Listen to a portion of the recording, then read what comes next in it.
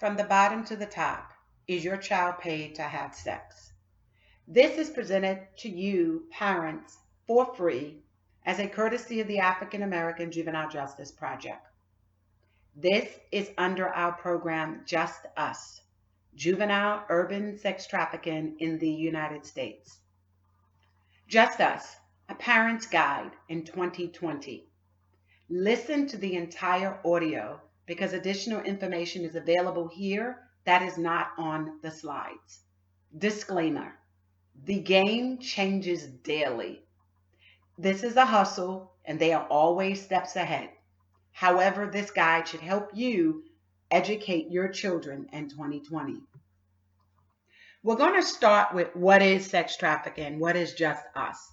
Just Us is an acronym for Juvenile Urban Sex Trafficking in the United States. The emphasis is on moving, transporting, selling young Black children in America. To us, we define children ages 0 to 24 years of age with an emphasis on girls ages 14 to 21. Within that group, you have young girls enrolled in middle school, high school, and attending college. Each one of those sectors are and is experiencing victimization of sex trafficking. Unique to Just Us, juvenile urban sex trafficking, is how our girls are sold for sex. There are many stereotypes associated with sex trafficking. There are horror stories, many of that respectfully is untrue. There are some instances of kidnapping.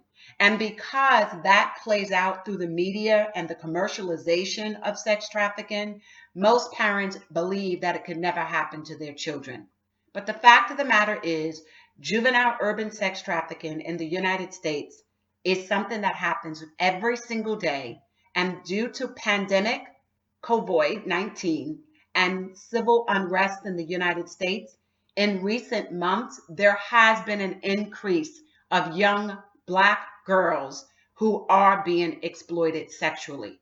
To this end, the African American Juvenile Justice Project want to be able to educate, engage, and inform you so that you are able to have your antennas up high and be able to educate your children, talk with them, not to them, about understanding how they too can become victims. Juvenile urban sex trafficking is the intersection of bringing young Black and Afro-Latina girls where they have pimps or panders who move them through the metropolitan and urban communities. Despite many of the myths that we have heard, these girls are not always subject to kidnaps. Many of them return home every single day after experiencing their victimization. And it is for that reason that we wanted to take the time to really educate the community, particularly the African American community, to make you aware of how some of these myths and stigmas and stereotypes adversely impact us. So we're going to first start with identifying who the players are. The African American Juvenile Justice Project has a program called Power of the Ps, the 17 Ps. And those Ps include the roles of home, school, and community. And many organizations over the last decade have adopted our hybrid program and collaborative partnering and multidisciplinary approach to addressing sex trafficking. But to make it easier for you all, we basically call it the 17 Ps. That's the role of the parent, the pastors, the principals. You're the first schools of thought. And then you have the police, the prosecutors, and the prison systems. That's the CJ, criminal justice angle of how to address sex trafficking and human trafficking. And then we have the role of the physician, the psychiatrist, and the pharmaceutical companies, and the psychologist who are dressed or fall under the ambit of mental health services. And then we have our advocacy groups and those who create the narrative. And they are the press and the politicians and professionals who are advocates in this space. And so we have the other piece, which is the profiteer, the pander, the pimp, and the prostitutes. We do not use the term child prostitutes to define victims, but many jurisdictions around the country consider victims of sex trafficking to be engaged in prostitution. Prostitution is a criminal act where two individuals or more are consenting to engage in sex for exchange of money or something of value. Trafficking is a victimization, not a criminalization.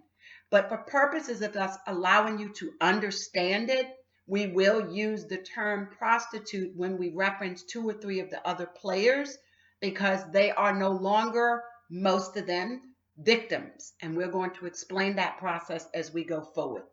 Again, the role is that children who are victims of sex trafficking are not engaged in the act of prostitution, because to prostitute means that you are engaging in consensual sex in exchange for something of value or profit. That being said, at this stage, I want to make clear the purpose of this program is not to impede, interfere with sex workers. These are individuals who you might see posting on social media, wherein they are adults who have made a decision to sell his or her body in exchange for profit. They are sex workers, and I am not interfering with the act of sex workers.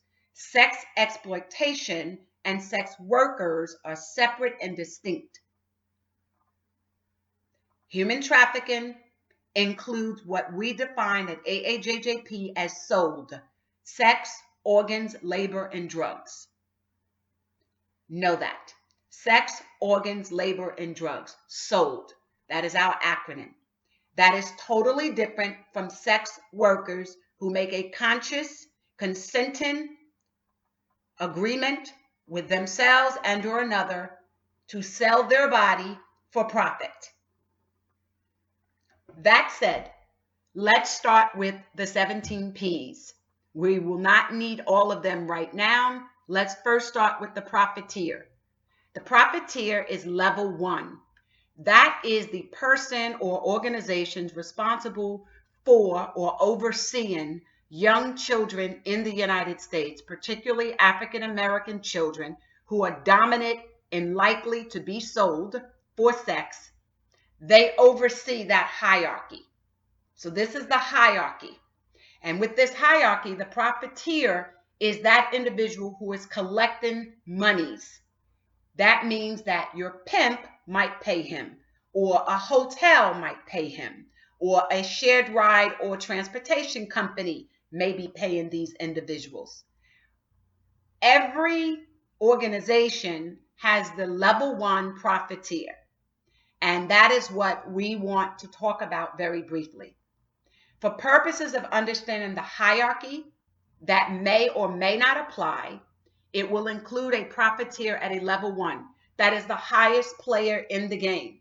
That man or woman and or organization or entity is the person or persons or entity receiving the finances, the profits from the solicitation of young children.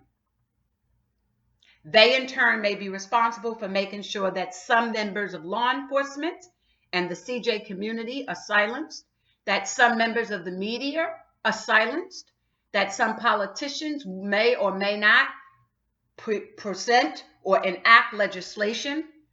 They may be part of a lobbying group. So these are who some of the profiteers at level 1 may include. You also have profiteers at level 2. At level 2, these are people that have close relationships with the pander or trafficker. That is the person who solicits, procures, and seeks and secures the girls or the children who are likely to be sold for sex. That direct relationship would include the profiteer being the hotel industry. So level 1 is overseeing the monies that are collected from everybody. Profiteer at level 2 is hotel, transport industries in terms of corporate levels. Most of these hotel chains throughout the United States know and have reason to know that their hotels are being utilized in this capacity. It is no longer a secret. The African American Juvenile Justice Project was the first in the last 15 years to call these agencies and entities out. It is unfortunate that the United States was more focused on international trafficking in persons and less on what was happening within our urban and rural corridors in the United States. To this end, the profiteer at level 2 is your hotel industries, your transportation shared ride companies, your internet service providers, detenders. Remember the days of Craigslist and Backpages. And now you have Yellow app, School app, Tinder, and all of these dating apps, even including but not limited to people using Twitter and Facebook, WhatsApp, Snapchat, and other apps and dating tools for the sole purpose of soliciting children. Be careful, be mindful, but recognize who the profiteers at level 2 are. They usually have direct relationships with the pander or the pimp. For example, if you have an Instagram account that is being used to sell children or underage women, as we discussed earlier, that age group, that is a profiteer level 2. That site either has promotions or advertisement, and they know or have reason to know that there are advertising or allowing for advertisement to take place on this particular site, where they know or have reason to know that these young women and children are being solicited for sex.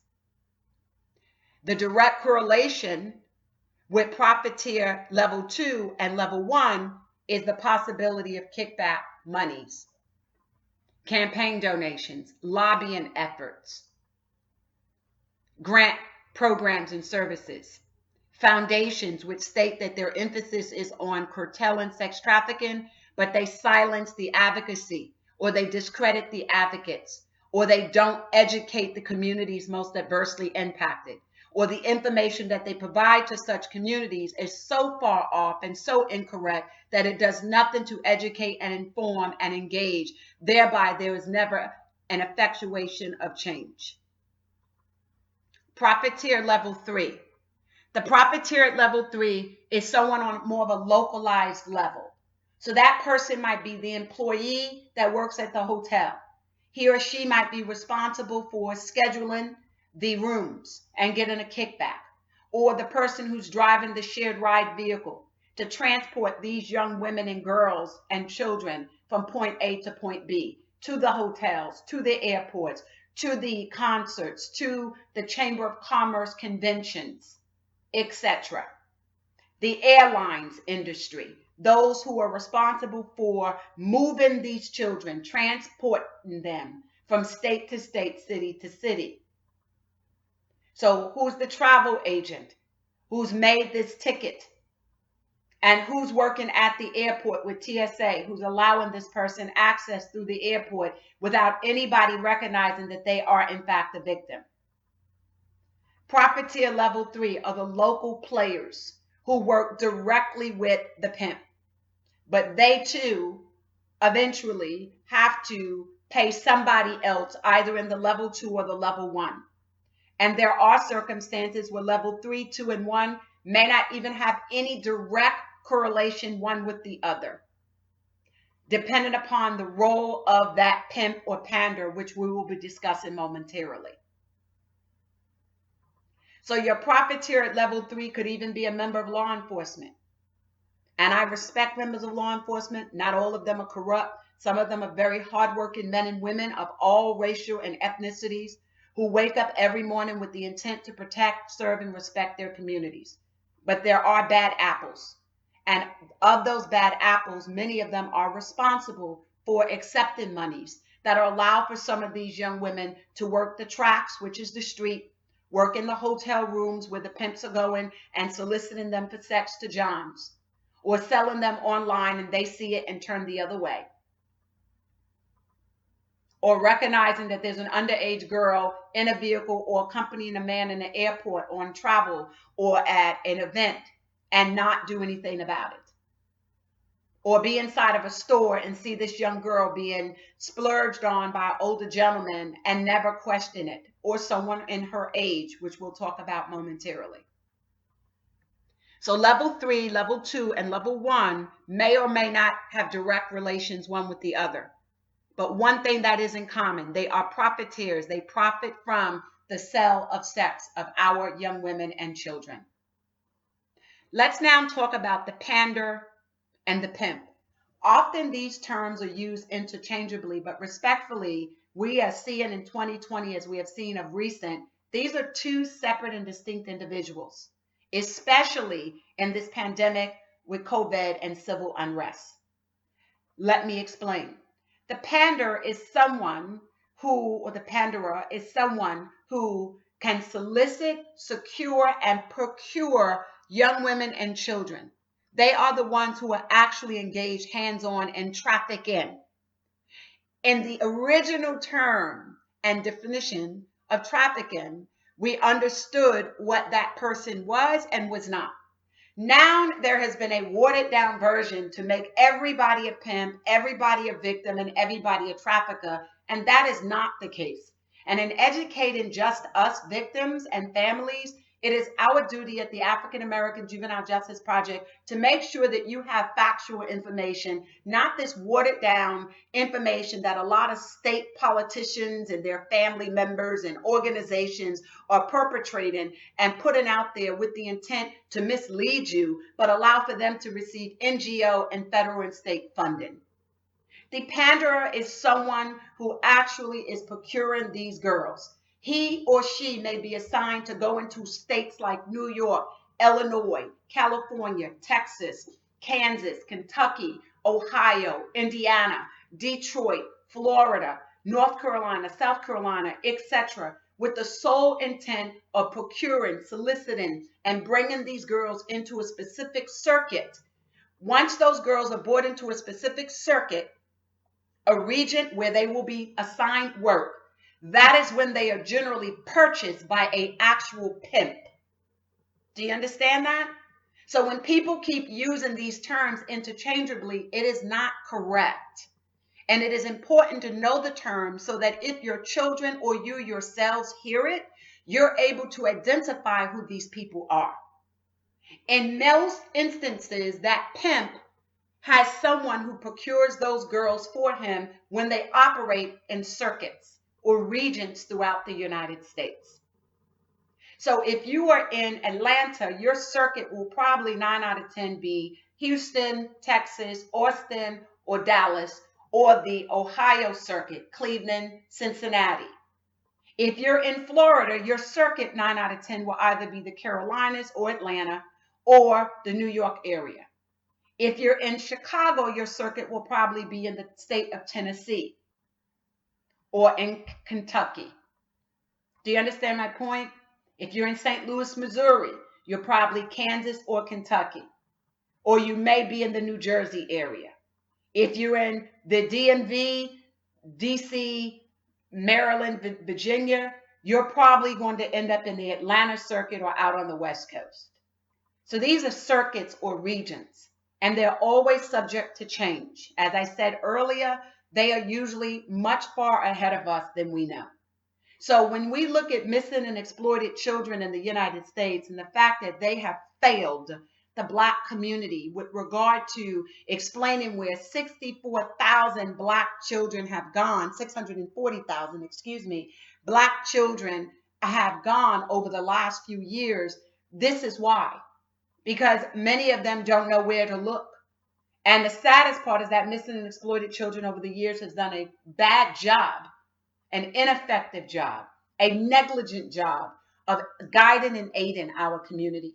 And over the last 5 to 6 years, we have been calling them out, but they don't give the Black community the actual seats at the table. They deal with people who have been former prostitutes, who were engaged in consensual sex, who respectfully have no idea about what's really happening with sex trafficking. And I think it's great that they're trying to help. That is the young women who were former prostitutes, who were engaged in consensual sex for profit. But the reality is sex trafficking and prostitution are two separate and distinct issues. And many of these young Black women who they do look to have never been victims of sex trafficking. They just haven't. And again, because most people are so busy trying to get these federal and state funds, they're defining everybody as a victim. And that is a disservice to our community, especially as we try to educate and inform parents such as yourselves, or our pastors, principals, and parents, the first three P's and school of thought. So it is important to know the difference between the panderer and the pimp. Your panderer, especially during this pandemic of COVID and civil unrest, is literally going around the United States to solicit, secure, and procure young women.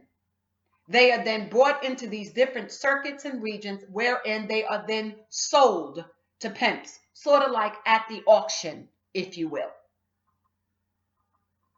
And it is imperative that we know that when we are conversing. Now, what is the role of a pimp? The pimp has a multi-purpose role.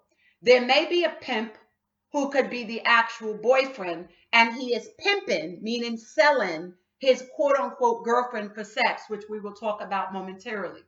And then you have a pimp, which may be a male or female, who wakes up one day and says, I need to create my own economy. And therefore, I will now go out and procure and solicit girls that I could sell for sex. That person may not be part of a network of anyone other than him or herself. And they may be grassroots or work field level, wherein they themselves have given themselves the name of pimp and have engaged in activities to allow for them to convince young women to be sold for sex and or through fraud or duress, beat and or harm, they are forcing these girls to engage in such acts. There is also the other pimp, which no one really wants to converse about. And he is the one that no one ever gets to define as a pimp, because he, in fact, is this young kid who is generally under the age of 21 and has been assigned to your daughter, generally, possibly by an older gentleman. And I use that term gentleman loosely. Let me give you a scenario. Let's say you have a daughter who is in 8th grade and or a son, and an older pimp has identified that person as a prospect of being able to generate profit for him or her.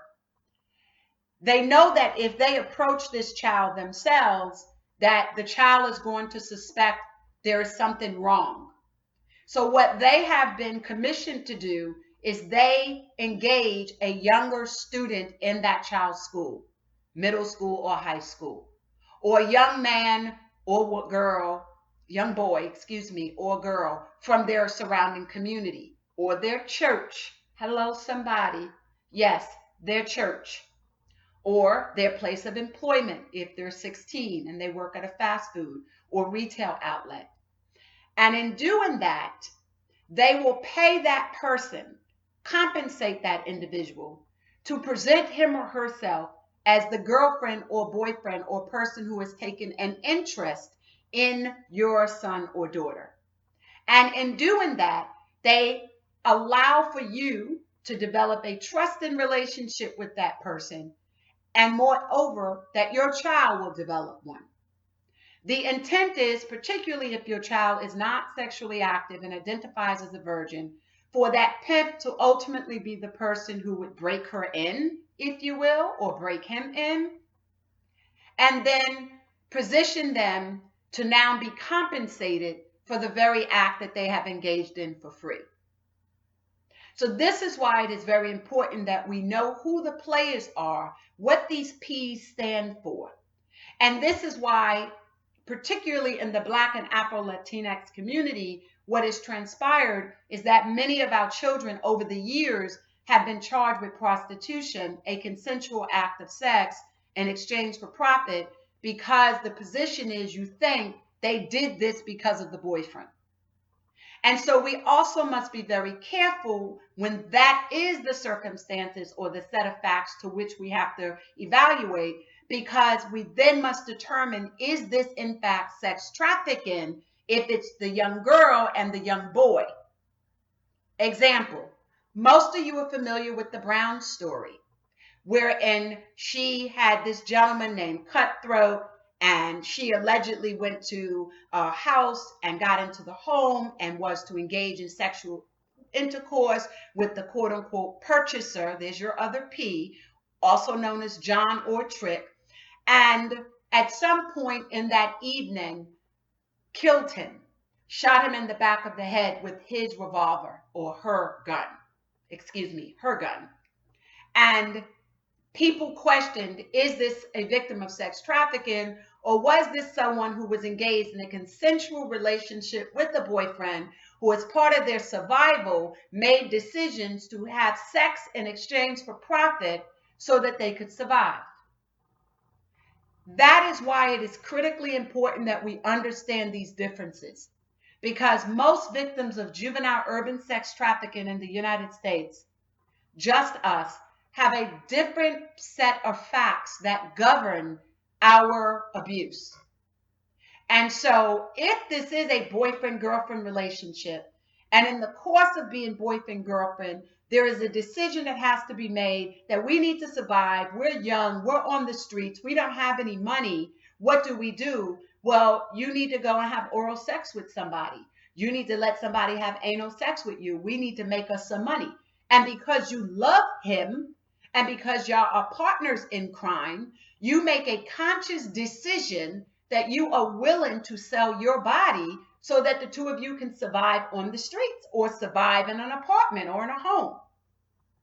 And that is the reality for a lot of young women who are on the streets as homeless, and or people entering into relationships and they are running into financial problems.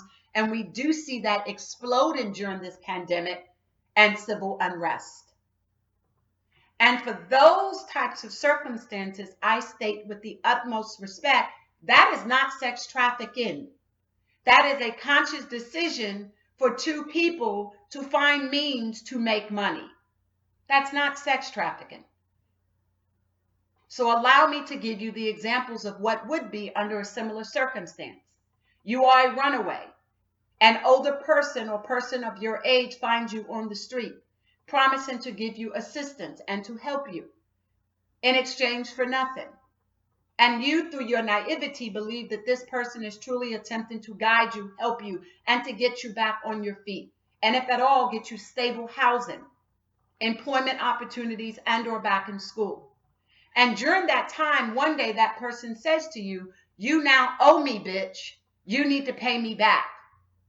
And it is through that force and that duress and that mental anguish that you are then forced to sell your ass so that you, in fact, can make money. Yes, we have to come to you correct, because that is what is happening on these streets. And that is the lingo that they are going to hear, because that is what he or she who's pimping them are going to say. It is time for you to pay up. And they are going to expect you to pay. And that, therefore, becomes a victim of sex trafficking, not the previous example. And so if during that particular set of facts, you then use a firearm to kill both the purchaser and or the trafficker or the pimp, it is justifiable homicide. I'm going to allow you to understand that, so I'm going to stay quiet for a moment so you can process that. See, in the Brown case, there were many people who said, oh, she killed her trafficker. No, she did not. She killed the John, a purchaser. This is why our 17 Ps is very profound. There's that other P, because it allows you to know who the players are. The purchaser is never the trafficker. The purchaser is the John, the trick. He's the one that's paying you to suck his yes. Okay, you get it. You understand it. That's what he's paying you to do. That's not your trafficker. He's not responsible for getting you from John to John to John. He's not responsible for harboring you or transporting you. He doesn't give you any assignments. He is your trick, your John, your purchaser. He's not the panderer or the pimp. So when you blow his head off, you didn't kill the trafficker. You killed a John, a trick, a purchaser. And that is not to say that there's not a set of circumstances that may justify that for your child. But so that we are clearly understanding the differences, there it is. There are times when your pimp has a direct relationship with his victim of sex trafficking, as I just conveyed. But there are times when the pimp decides he's going to need a bottom. The bottom is also referred to as a bottom bitch, a bottom girl, a pussy, a thought, the top hoe. That's who she is or who he is. They are the ones that run interference. They are your shot callers and your blockers. They are the managers or the supervisors of the victims. They converse and take orders directly from the pimp, and they give orders directly to the young girls. The bottom is also known as Doja Cat, D-O-J-A Cat, only because of her 2019 hit Bottom, where she sort of exploits the role of a bottom. And even though it was for the purposes of music, AKA that's what a bottom is. So now that we have a general understanding of who the players are, let us proceed. You should now be at what we call relationship. Okay?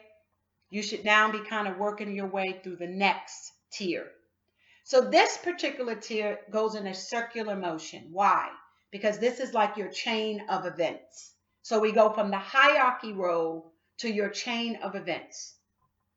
So your purchaser, who's your John or your trick, goes to a pimp and says to the pimp, I need one of your hoes. I want my penis sucked. I want to have anal or oral sex. So the fee negotiation takes place with the pimp.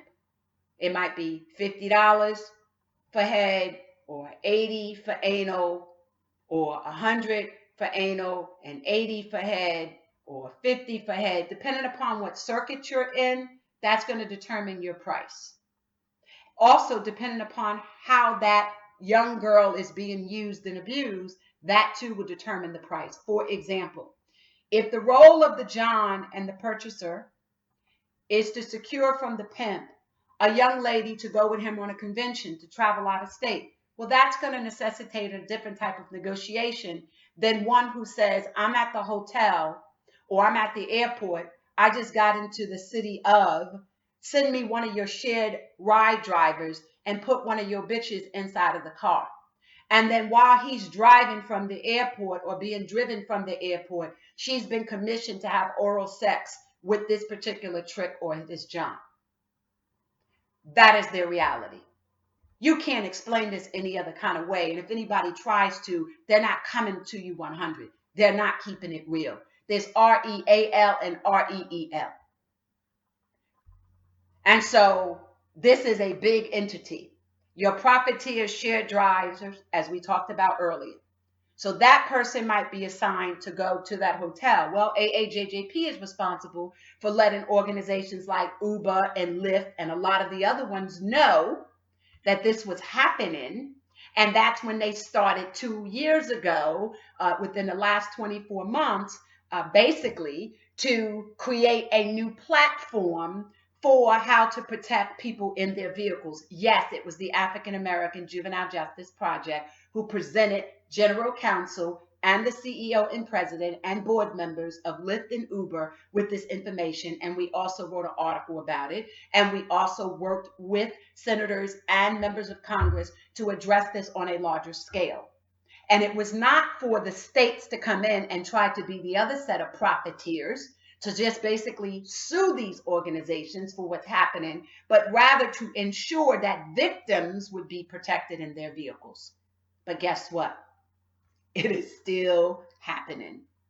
So moms and dads and aunties and uncles and grandma and grandpa and nana and papa, when you have your child coming home and a shared ride, you need to make sure that they are protected. Use all of the safety device mechanisms that Uber and Lyft and the other shared ride companies are now offering you on their devices when you utilize their services. And I also would go with so far as to say, if you have Zoom, Meet, or Do, or FaceTime, or any of these other apps on your phone that allows you to put a video to watch your child from the moment they get in that vehicle to the moment they leave or arrive, then you need to do that. At no time, girlfriends, sorority sisters, and friends within the community, should you allow for anyone to ride individually at night or during the day. That should only happen if it is like a dire need. And when you use the shared portion of the shared app, you need to find out who is this other person that they've picked up in the vehicle. And that's the next thing that Uber and Lyft needs to work on. You should have the right to know, if you're getting in this vehicle, who did you pick up? And maybe for confidentiality, they might feel like we don't have to give names. That's fine, but you need to let them know the location of the pickup. There has to be some mechanism that's put in place so that when you put your child or your loved one in a vehicle that there's a shared ride, you're going to know that they're okay, and that that person has not already been assigned to that vehicle with the intent to solicit or bring harm to your child. So that is what that purchaser is doing with the pimp, who in turn goes to the bottom. So that bottom could also be the bottom bitch, bottom girl, bottom hoe. I want you to know all the terms, or wifey. Okay? Or she could be a victim. Because if she started out as a victim and grew up the ladder, if you will, or gained a hierarchy, then the victimization is still there.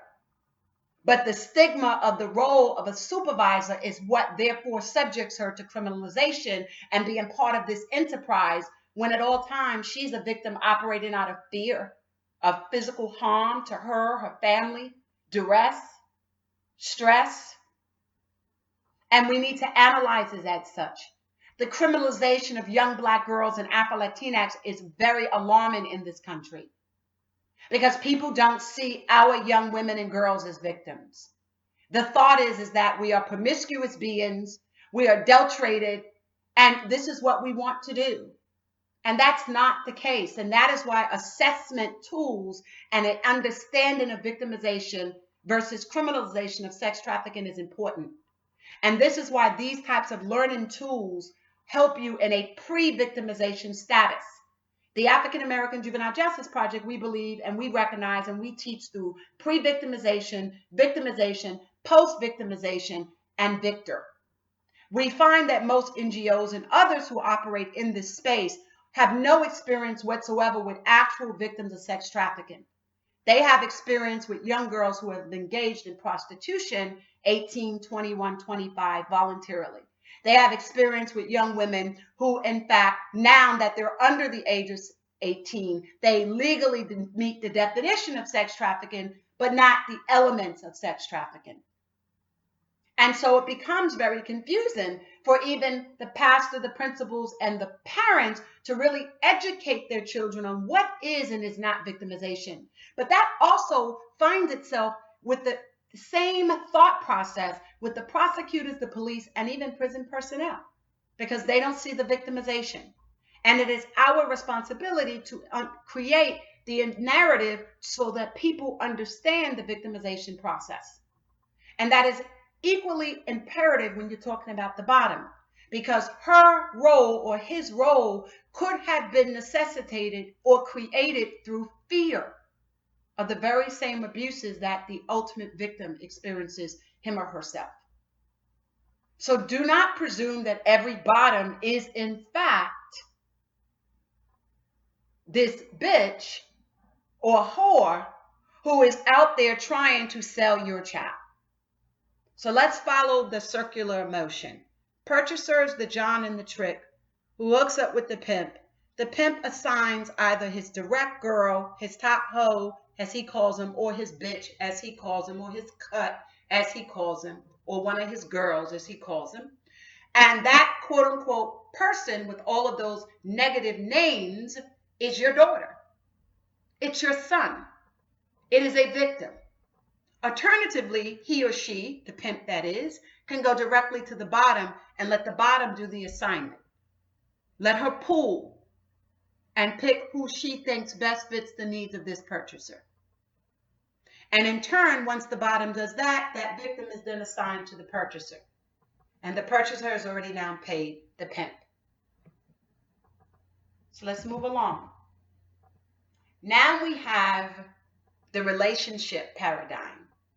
And that is the boyfriend, the associate, and the friend. And this is where it's very important that we understand the role of a boyfriend and the role of the quote-unquote pimp. And I gave you a previous example of that when we talked about the Brown case. So as we look to the role of a boyfriend, and this is critical for you mom and dads, aunties, uncles, papa, nana, to know, community, pastor, and principal. When you see your young son or daughter with these boys and you think, oh, it's so cute, she's starting the date, he's starting the date. Who is dude? What's his background? Back in the day, and even now, we say, who is dude's kinfolk? Who are his people? Where he come from? Who you be? Right? Because you need to know. And if you don't have that information, then you don't know your role in actually selling your son or daughter to be sold for sex. So if he's a boyfriend at school, you think, oh, they're in middle school. This is just puppy love. No, he's a pit bull. There's nothing puppy about him. And his role and his duty is one of two things: to pretend to be the boyfriend, to thereafter sell or allow your daughter to be sold to his brother, his uncle, his father, his friend for sex. Ask the right questions. I'm not talking about if you're 21, 22 years old and you have a boyfriend. Even though we represent in terms of providing programs and services and legal education and even services for the populations that we're talking about, our communications with our 21-year-olds and 24 is a little different because ideally you ladies know better. When you know better, you got to do better. But for our young girls, 12, 13, 14, who have the little boyfriends, 16, 18, and in high school, who has the boyfriend, or you're a freshman in college and your boyfriend, this young gentleman's telling you he gonna take care of you, he's setting you straight, he got you, especially during this pandemic and civil unrest, where Black families and Latinx are suffering, and some whites as well. And everybody's looking for the out.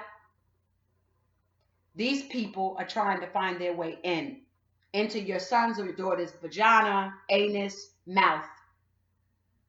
And you bear the responsibility to need to know what to do. And you say, well, it doesn't really take all of that to understand this. Yes, it does. The devil is a liar. That's why our girls are constantly being sold right underneath our nose, because we feel it don't take all of that. And we got a bunch of housewives and politicians trying to get third and fourth and fifth party information back to us. No. And then the few that they do have are telling you that when they were 8 years old, they voluntarily had sex. Well, then you're not a victim of sex trafficking, young lady. Sit down. That's not the story that we want told, because that's not the definition of sex trafficking. But even at 8 and 15, you know better to say that you willingly gave yourself up for sex. There had to be some adult in your life who bore the responsibility for you as an 8 or 15-year-old to make sure that you was not selling yourself, or that you did not have to be sold. And where that is the case, that the parents are an intricate part of what we call familiar trafficking, then you are indeed a victim of sex trafficking. So it is imperative that we understand the role of boyfriend, associate, friend. If you notice on the screen here, on this paradigm, this is a relationship graph. The boyfriend is in the middle. And every angle of his attaches himself with someone who is an intricate part of his role as an attempt to pimp or pimping your child. To the right of him is going to be the victim and a friend. And let me explain. That victim or that friend is someone, male or female, who befriends your daughter and leads your daughter to believe that they are, in fact, a friend. And that is the person that is used to lure your daughter on behalf of the quote unquote boyfriend, or in conjunction or in concert with the boyfriend, to sell you or to allow you to be sold, or to make you think you should be about that life. That is the one who's saying, travel with me, go with me. Are we going to do some homecoming activities on the college campuses? Or we want to pledge a sorority or a fraternity? Or more on a lower level in high school or middle school, we're going to a party, a slumber party, but you know that's not where you're going. And they've been told to lie.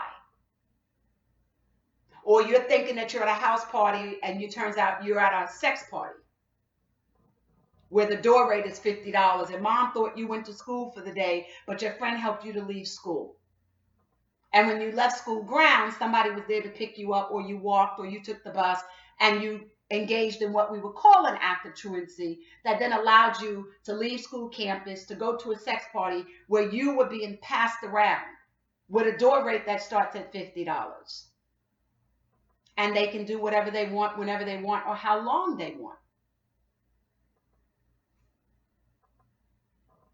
But mom thinks you're at school for the day.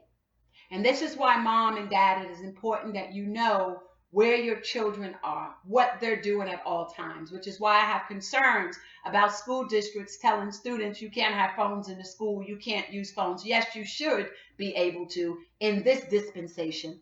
Yes, parents should have the ability to see what's going on with their children in school. And if the schools aren't doing anything to impede or bring harm to children, why don't you want them to have access to the outside world during normal school hours?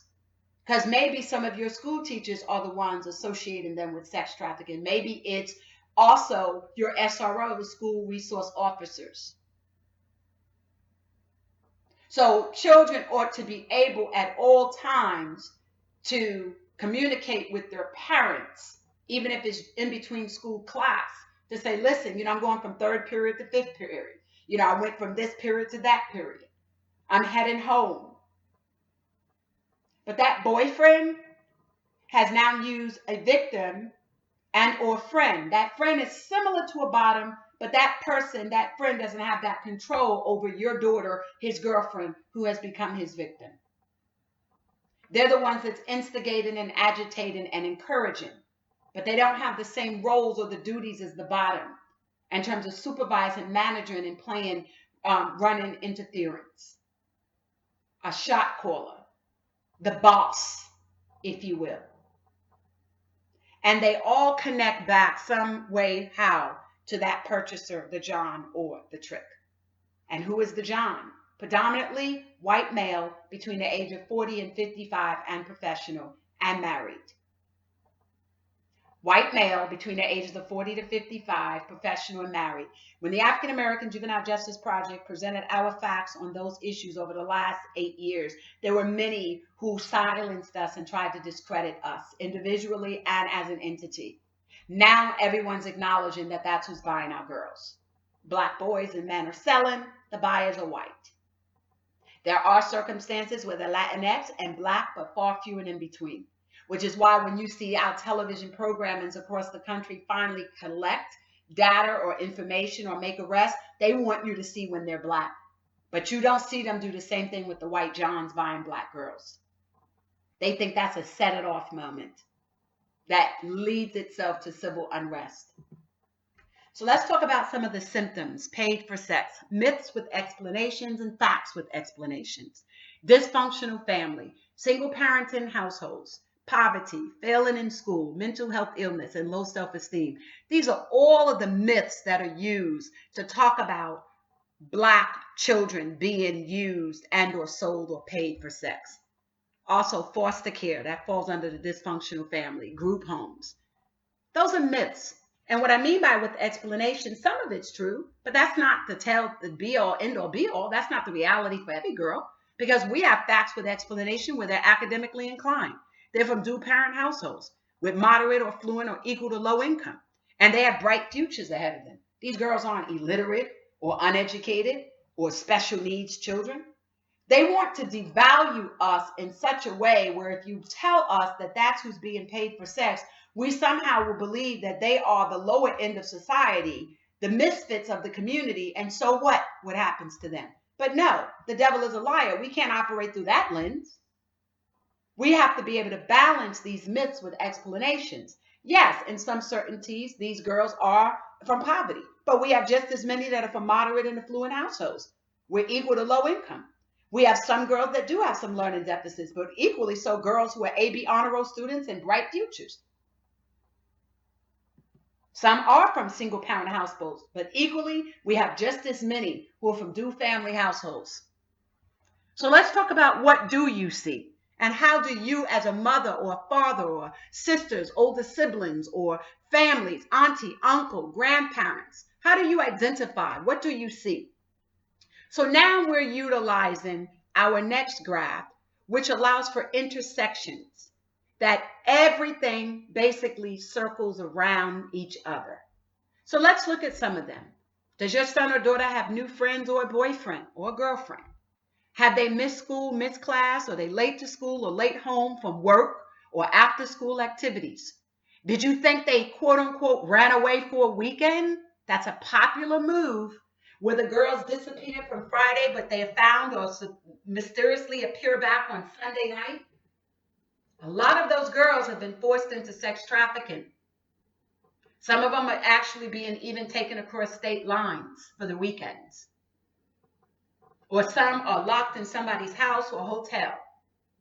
So when your son or your daughter has missed school or missed class or late to school or late home from their after school job in retail, fast food, and we're going to dive into that more detailed in a moment. But keep in mind when they're late, this is the time that you ask those questions. And that's why I said the importance and significance of having that phone. Don't take that phone away as a form of punishment. That phone has to be your mode of communicating. And if the only number that they're able to call and you could work out with the phone company is your number, then that's how it works. But when you take phones as a way of disciplinary, then you deny them access to you. And keep in mind that they may go to school every single day. They may be an AB honor roll student and never miss any classes, but still be a victim of sex trafficking. Maybe you think they're involved in an after-school program. And maybe you think that that program meets 3 days a week when it only meets one. So find out what they're doing. So don't always look for what seems to be the obvious. Miss school, miss class. Again, we have children that miss no school and are AB honor roll. But it's what's happening to them on the weekends or after school or when you think they went to work and they didn't. Let's talk about the outer outer appearance. So hair color and style, makeup and fingernail designs could also lead you to know if your child is engaged in sex trafficking for several reasons. One could be whether they're a member of a gang and they're being responsible for different hair colors and styles. For example, MS-13s, GD4s, which is Gangster Disciples, Latin Kings, Vice Lords, Crips, Bloods, a lot of the street crews, they all have different colors that they require. So you might see your child in one color one more often than the next, and you might ask, why is your hair always red? Why is it blue? Why is it always green? Why is it yellow? Why your braids have a few stripes of hair colors, but the rest of your hair is black? This is the time that you need to ask these questions. Why do you wear these color fingernail polish all the time? What is this design on your fingernails? But also know that your child may have wigs or clip-on nails, and they pop them off or pop them off. So you don't always know what they look like all day, every day. And this is why no room in that house deserves any privacy. Not if they under your roof, it doesn't. That means that you, like the popo, can go into that house just like 12 and look through whatever closets, under the beds, book bags, knapsacks. That means before they leave school one morning, you might want to surprise them and not leave to go to work before they go to school. That might mean that you need to show up at school one day and say, I was just here to pick you up. I just want to take you out for lunch today. I want to sit in the cafeteria and do lunch with you. You might find out they're not in school, or you might find out they changed clothes, or they might smell a little differently. They might have perfume on that you didn't buy, or might have an odor to them. That's an unusual odor. Let's talk about underwear, lingerie, and the clothing items and colors of clothing garments. Again, they might all of a sudden be wearing throwback colors that belong to professional teams like the NBA, NFL, the NC2A, Major League Baseball, hockey. All of a sudden, you think they're wearing jerseys. You might suggest to your daughters, well, why are you dressing like a little tom girl? And she may be a victim of trafficking. That might be what the gangs have her wearing. Or she might have on some pretty pumps and shoes and all of a sudden telling you she just want to feel good about herself. And she's asking you to purchase some of these prettier outfits. Or she might go to City Trends. I'm just saying. And be in there all the time buying certain boots and shoes and other items that might be cost effective and within her budget. Or bakers or thrift stores where she could find herself at Plato's Closet, some really nice wares. But you're saying, well, she don't ever leave the house that way. He doesn't leave that way. Well, that child may change clothes at school or a friend's house. So it is important that you know what they're doing, when they're doing, and how they're doing what they're doing. Don't forget that you was once a child yourself. You may not have been subject to sex trafficking, but none of us were perfect. And so we may have done some things that while it may not lend itself to being sold for sex or getting paid for sex, that some of these might ring a bell. Like changing clothes when you got to school, putting certain outfits in your locker, getting to school a little earlier, staying after school a little later, but not being intricately involved or a part of any early or after school programs. Telling you that you're studying at your friend's house when in fact you're not studying at all. You're being paid for sex. And oftentimes you can't simply ask your child, are you being paid for sex? Or is somebody sex trafficking you? That's why I try and break it down and make it plain. Because it's just some lingo that our children don't relate to. So you can't say, are you a victim of sex trafficking? Huh? What does that mean? Some children are hearing the terms human trafficking, but respectfully, they don't really know what it means. So you have to break it down and say, has somebody paid you to have sex? You can't even say sold for sex per se. You have to really break it down and make it plain. Line upon line, precept upon precept. What happens if your child has increased finances and you see they have a new cell phone or computer or new items, or they're going out to eat or to the movies or hanging out with their friends?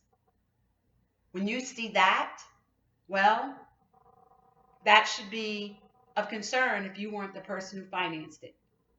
And you say, well, my child doesn't never have any cash on them. Well, maybe not. Maybe they have a prepaid card. There's a lot of that going on. They have gift cards, prepaid cards, and they'll tell you, oh, my friend at school gave this to me because I helped her study. Or I got this for my birthday or for Christmas, or a boy gave this to me for Valentine's Day. And that's the method in which some of them are being paid. And then you have where you don't see any of that. No new friends, no increase in finances. But that doesn't dismiss the fact that they're also being paid for sex and they're being forced to give that money to that pimp. What can you do? It's the next slide. If it is your child, gather facts. And I want you to do this in this order. Do not scream at them. Do not berate them. Do not beat on them. Do not make them live in shame, embarrassment, or humiliation. Sit them down and do the following. You want the names of the people. Do you know the names of the John or the purchaser or the pimp? And if you say Trick, they might know that name. They may not know it as the purchaser or the John. This is why lingo and terminology is important. Who are you having sex with? Do you know that man's name? Do you remember what he looks like? What are the places that you've been to? Give me the names of the hotels, the restaurants, the retail outlets, residential or commercial places. Do you remember the house? Do you remember the address? Do you remember where it was? Do you remember who took you there? And let them understand that they have nothing to fear. And then what is the thing? Remember, people, places, and thing. What is the thing? The transport companies, the shared rides, photos, phone records, internet sites. That is all the information you need to make sure you gather as soon as you learn of their victimization. Next, take them to the doctor to get a forensic exam. Not evaluation like psychological evaluation, but forensic exam, a rape kit. You also want an exam to determine if there's vaginal or anal trauma. We have a lot of our girls that have anal and vaginal tearing, a dislocated, dislodged or dislocated urethra, um, uh, uterus, damages to the urethra, but a dislocated or dislodged uterus. They have vaginal tearing, anal tearing, gaping holes in their anus, pregnancies that they've experienced. So you want to get them tested to see if they're pregnant at that time. Test for sexually transmitted disease or infections, STDs, STIs, including hepatitis and HIV and COVID. And test for bodily injury and old wounds and fractures, broken bones. That's what the forensic exams can do. Give them a full body CAT scan. I think depending upon what city or state you're located in, that your main city hospitals are very great in that space. Those are usually your teaching hospitals. Like if you're in a city like Atlanta, it would be Grady. If you're in Chicago, it would be St. Luke's. Those kind of hospitals are very critical to your being able to get that kind of information. Your teaching hospitals are very, very prominent in that space. Those hospitals that take care of emergency cares for the local communities are really good at offering those programs and types of services. After you've done that, you take them to the police department to file formal charges. And don't bother calling Polaris or any other hotline, as most are never available for our community or have no info to really help you, and they're simply trying to collect data until they can get their next funding opportunity. If the police will not help and they're refusing to allow you to file a report, then go to the media with your evidence, but do not disclose your child's identification. Just say, listen, I have a child that's a victim of sex trafficking. Here's the information that we have. We attempted to go to this police department in this particular precinct on this particular day at this time, and they didn't want to do such and such and such. Always, always, always allow anonymity for your daughter or your son. Do not, under any circumstances, reveal who they are. I don't care who it is. It is very disheartening, this thing of having victims of sex trafficking to show their face so that some politician or some NGO could get funded or pass a piece of legislation. No, you have to protect your victims by any and all means necessary. What can you do? Someone else's child. Share the same information below that we just went over, but if you see an act of victimization, then call 911 and report it immediately. If possible, remain on the scene to help arrives. Maybe spark a conversation to buy some time. Cell phones by Apple and Samsung have a device on the side or a button that you can hit, I think, 2 to 4 times constantly. It's on the right side of the phone. You tap that 2 to 4 times and it will automatically dispatch your location without you having to pretty much say anything.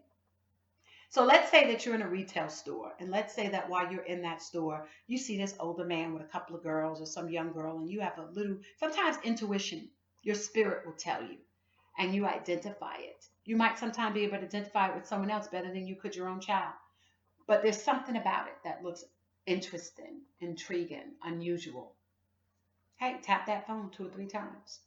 Motion her, a wink or a nod. You okay?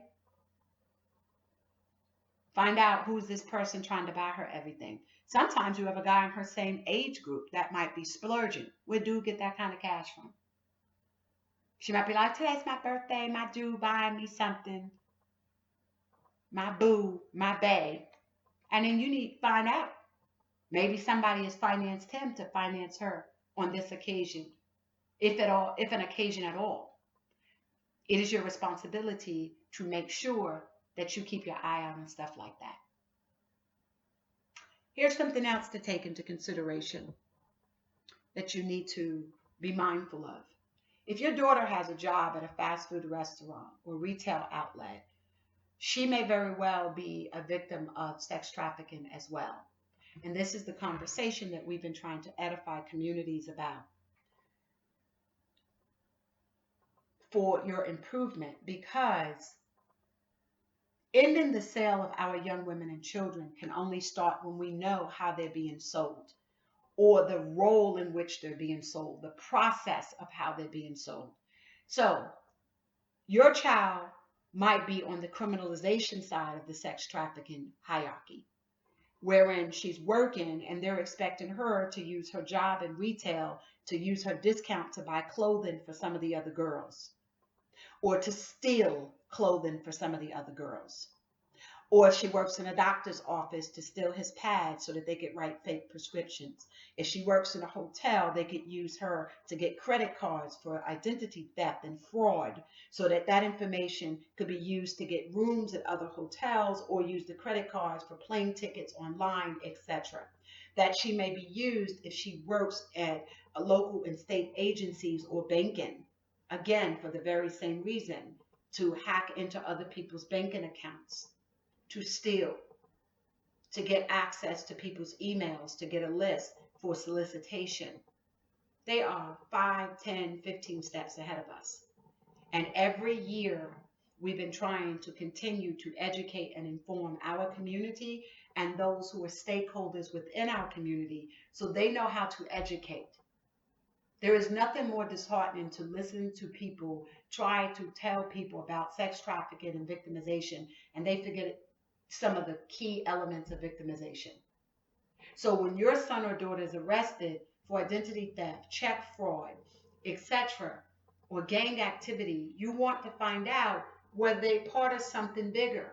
Are they indeed victims of sex trafficking and not simply associated with the gang, not simply engaged in forgery, check fraud, identity theft, retail outlet theft, or stealing clothing, or on the job theft, working at fast food restaurants where they in fact are supposed to be able to make friends and try to determine all the people coming in to buy, or use their position to bring food back at the close of the day so that these victims can in fact have a meal for the day. I hope that we have been able to provide you with some information that can guide you. Let us not forget the role of mental health services that are available for victims of sex trafficking and help them resume normalcy as soon as possible. But whatever you do, don't let somebody just take your child and put your child into some restrictive residential placement environment. And most of the people running these facilities don't have any experience in working with Black youth and or working with victims of sex trafficking, particularly just us victims.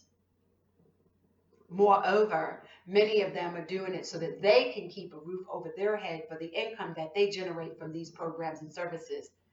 So for them to tell you that your child needs to be confined for 7, 21, 30 days, or 6 months, or a year, is absurd. It's unconscionable. There are ways that you can deal with this sex trafficking and victimization without forcing your child to be placed in bondage and what people are now calling residential placement programs. Know your rights and know that you can challenge it.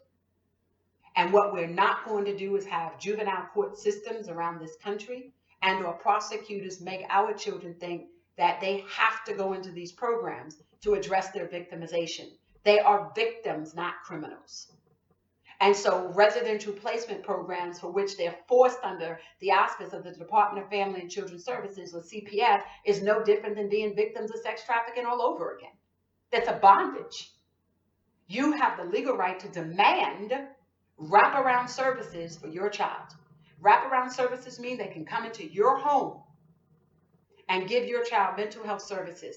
Let your child, if at all possible, under the circumstances that are most applicable to them, return back to normalcy. That means return home, work, school, regain his or her life without the stigma of being associated as a victim of sex trafficking.